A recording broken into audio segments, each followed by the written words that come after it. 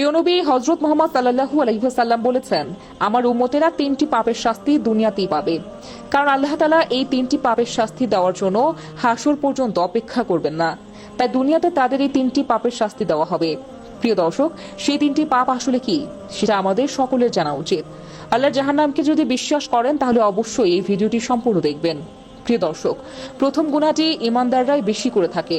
শুধু তাই নয়, এই তিনটি পাপ আমাদের মধ্যে বিরাজমান। আল্লাহ যেন আমাদের সকল মুসলিমকে ক্ষমা করে জান্নাত দান করেন। সকলেই বলি আমিন।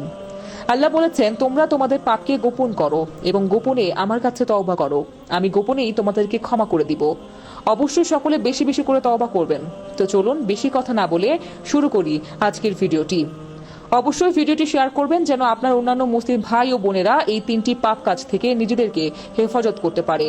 সেই দায়িত্ব আপনার হাতেই দিলাম। 1 নম্বরে যে পাপের কথা বলা হয়েছে তা হলো নারীদের উপরে মিথ্যা অপবাদ দেওয়া। আপনি দেখলেন একটি নারী যথাযথ পর্দা না করে রাস্তায় চলাফেরা করছে, আর আপনি একজন দিনদার মানুষ হয়ে তাকে নিয়ে একটি মন্তব্য করে বসলেন। আপনি আসলে জানেন না মেয়েটি কেমন, তার চরিত্র কেমন। আপনি উপর থেকে দেখেই তাকে নিয়ে বাজে মন্তব্য করে বসলেন।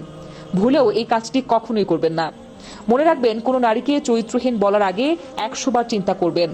আপনি তাকে বেপরদার জন্য ঘৃণা করতে পারেন, কিন্তু প্রমাণ ছাড়া তার চরিত্র নিয়ে কোনো কথা বলতে পারেন না।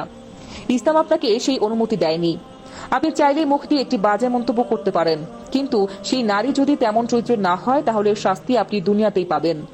তাই অবশ্যই এই বিষয়টি সবসময় খেয়াল রাখবেন। 2 নম্বর গুনাহটি হলো অন্যায়ভাবে অন্যের জমি দখল করা, বিশেষ করে এতিমদের মালামাল আত্মসাৎ করা। শুধু তাই নয়, যারা ভাই বোনের জমি অথবা মালামাল অন্যায়ভাবে আত্মসাৎ করে তাদের শাস্তি আল্লাহ দুনিয়াতে দেবে। বাংলাদেশের 90% মুসলমানরাই তাদের বোনদের হক থেকে বঞ্চিত করে। মনে রাখবেন, অন্য একজনের রিজিক আপনি দখল করে রাখলে আল্লাহ আপনার রিজিক বন্ধ করে দেবে। 3 নম্বর যে গুনাহটি হলো সেটি হলো কারো উপর কালো জাদু করা। কখনোই এসব কাজ করতে যাবেন না। কালো জাদু করা, ফকির ওঝা বিশ্বাস করা, এগুলো হলো সব থেকে বড় শিরক। এই সকল পাপ থেকে, অন্যায় থেকে সবসময় নিজেকে হেফাজত করবেন। মনে রাখতে হবে, রিটার্ন অফ রিভেঞ্জ। আপনি যদি কারো ক্ষতি করেন, আপনার ক্ষতি আল্লাহ করবেন। আল্লাহকে ভয় করুন, আল্লাহর জাহান্নামকে ভয় করুন। আল্লাহর জাহান্নামের আযাব আপনার 1 সেকেন্ডেরও কম সময় সহ্য করার মতো ক্ষমতা নেই। তাই আল্লাহর ভয় অন্তরের ভেতর গেঁথে রাখুন এবং ঈমান নিয়ে যেন মরতে পারেন, আল্লাহর সামনে দাঁড়াতে পারেন, সেইটুকু ব্যবস্থা করেন। আল্লাহ আমাদের সকলের সহায় হোক, আমিন। প্রিয় দর্শক, প্রথম গুনাহটি ঈমানদাররাই বেশি করে থাকে।